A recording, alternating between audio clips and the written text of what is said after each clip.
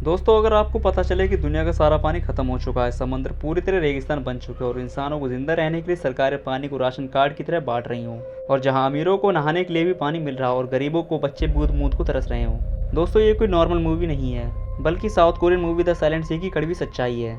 इस कहानी में असली ट्विस्ट तब आता है जब इंसानों को पानी की खोज में पृथ्वी से दूर चांद के एक ऐसे भूतिया स्पेस स्टेशन पर भेजा जाता है जहां मौत पहले से पैर पसारे बैठी हो। दोस्तों, आज की वीडियो में हम द साइलेंट सी को अच्छी तरह से डिकोड करेंगे, इसलिए जल्दी से चैनल को सब्सक्राइब कर दीजिए और वीडियो को लाइक कर दीजिए। इस मूवी में 4 मेन कैरेक्टर हैं। डॉक्टर शोंग, ये एक जीनियस साइंटिस्ट हैं जो इस मिशन पर दुनिया को बचाने नहीं बल्कि अपनी बहन की मौत का सच जानने आई हैं, क्योंकि 5 साल पहले इसी स्टेशन पर इनकी बहन समेत 117 लोग मरे थे। कैप्टन हॉन यून, ये एक बेहद सख्त और नियम से चलने वाला लीडर हैं। इनका मकसद सिर्फ मिशन पूरा करना है ताकि इनाम में मिलने वाला क्लास है पानी से अपनी बीमार बेटी की जान बचा सकें। Lieutenant Ryu, ministry of national defence के एलीट इंजीनियर हैं और ये खुद इस खतरनाक मिशन के लिए हाँ कहते हैं, लेकिन इनकी खामोशी के पीछे एक बहुत बड़ा सच छुपा हुआ है। डॉक्टर होंग, ये टीम की डॉक्टर हैं। चांद के स्टेशन पर जब अजीबोगरीब मौतें होने शुरू होंगी, तब यही वो इंसान है जो साइंटिफिक तरीके से उन मौतों का खौफनाक से सबके सामने लाएंगी।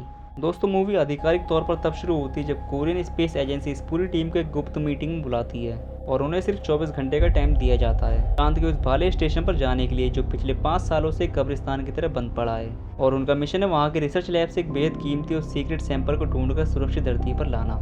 लेकिन सरकार ने टीम को ये तक नहीं बताया कि उस सैंपल के डिब्बे के अंदर आखिर कौन सी चीज़ बंद है। उन्हें सिर्फ एक सिंबल दिखाया जाता है। जैसे ही इनका स्पेसशिप पृथ्वी को छोड़कर चांद के करीब पहुंचता है, मूवी में पहला बड़ा और रोंगटे खड़े कर देने वाला धमाका होता है। स्पेसशिप के लैंडिंग थ्रस्टर्स और गियर अचानक काम करना बंद कर देते हैं और शिप तेजी से चांद की जमीन पर गिरने लगता है। कैप्टन हॉर्न पूरी तरह से शिप को कंट्रोल करने की कोशिश करते हैं, लेकिन स्पीड इतनी ज़्यादा थी कि चांद की एक बेहद गहरी और अंधी खाई के मुहाने पर जाकर क्रैश हो जाता है। और ये विजुअल इतना सांस रोक देने वाला है कि आता स्पेसशिप खाई के बाहर हवा में झूल रहा है और कभी भी नीचे गिर सकता है। टीम के पास बाहर निकलने के लिए सिर्फ कुछ सेकंड्स हैं। वो अपनी ऑक्सीजन लाइन को खींचते हुए एक एक करके बाहर कूदते हैं, लेकिन इसी अफरा तफरी में टीम का एक को पायलट स्पेसशिप की भारी मलबे के नीचे दब जाता है और शिप के साथ ही उसी अंधी खाई में नीचे गिर जाता है। तो मिशन अभी शुरू भी नहीं हुआ और टीम ने अपना पहला साथी और अपना इकलौता कम्युनिकेटर खो दिया है। और अब वो चांद पर पूरी तरह अकेले और उनके सूट्स में भी ऑक्सीजन भी तेजी से खत्म हो रही है। जैसे तैसे भाले स्टेशन के बाहरी भरकर इमरजेंसी दरवाजों को मैनुअली खोलकर अंदर दाखिल होती हैं। और अंदर आते ही ऐसा लगता है मानो वो किसी पुरानी हॉरर फिल्म के भूतिया घर में आ गए हों।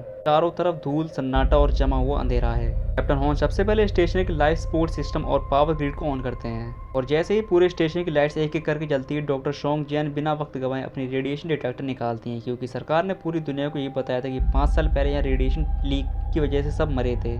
स्टेशन के अंदर रेडिएशन का लेवल बिल्कुल नॉर्मल था, यानी कोरियन सरकार ने 5 साल से पूरी दुनिया की आंखों में धूल झोंकी थी। खौफनाक रात से पर्दा तब उठता है जब टीम स्टेशन की रिसर्च विंग की गलियारों में जाती है और वहां उन्हें मिलती है अनगिनत लाशें। वैज्ञानिक अपनी कुर्सियों पर फर्श पर दरवाजे को पकड़कर मरे पड़े थे। चूंकि चांद पर हवा नहीं है, इसलिए वैक्यूम की वजह से उनकी लाशें सड़ी नहीं थी, बल्कि पत्थर की तरह जम गई थी। और डॉक्टर शोंग और डॉक्टर होंग एक लाश को पलटकर उसका मुआयना करती हैं। देखती हूँ लाशों के गले में अजीब सूजन थी। उनके चेहरे पर वैसे निशान थे जैसे पानी के दबाव से बनते हैं। दोस्तों, सोचिए चांद पर जहाँ दूर दूर तक पानी की एक बूंद नहीं है, जहाँ चारों तरफ सिर्फ सूखी बंजर धूल है, वहाँ 117 लोग पानी में डूबकर कैसे मर सकते हैं। चांद पर कोई ऐसा अदृश्य समंदर है जो इंसानों को शिकार कर रहा है। इसी रहस्य के भी स्टेशन के मोशन सेंसर अचानक बीप बीप करने लगते हैं। टीम का एक सीधा साधा सोल्जर गोंग सू चैन एक अंधेरे कमरे में उस सीक्रेट सैंपल के डिब्बे को ढूंढ रहा होता है। तभी वेंटिलेशन डक्ट एक बेहद तेज परछाई नीचे झपटा मारती है। इस सू चैन को कोई चोट नहीं पहुंचाती, बल्कि सिर्फ उसके मुंह में कुछ डाल देती है और परख झपकते ही गायब हो जाती है। बाद में सूचैन को लगता है कि वो ठीक है, लेकिन कुछ ही मिनटों बाद उसका शरीर कांपने लगता है। उसे इतनी तेज प्यास लगती है कि वो पागलों की तरह पानी ढूंढने लगता है। फिर जो होता है वो कमजोर दिल वालों के लिए नहीं है। अचानक सूचैन के मुंह, नाक और आंख से किसी झरने की तरह पानी बाहर निकलने लगता है। उल्टी नहीं कर रहा था, बल्कि उसके फेफड़े और उसका पूरा शरीर अंदर ही अंदर बेहिसाब पानी पैदा कर रहा था। चैन तड़पते हुए स्टेशन के फर्श पर गिर जाता, तो देखते देखते वो अपने मुंह से ही निकले पानी के तालाब में डूबकर दम तोड़ देता है।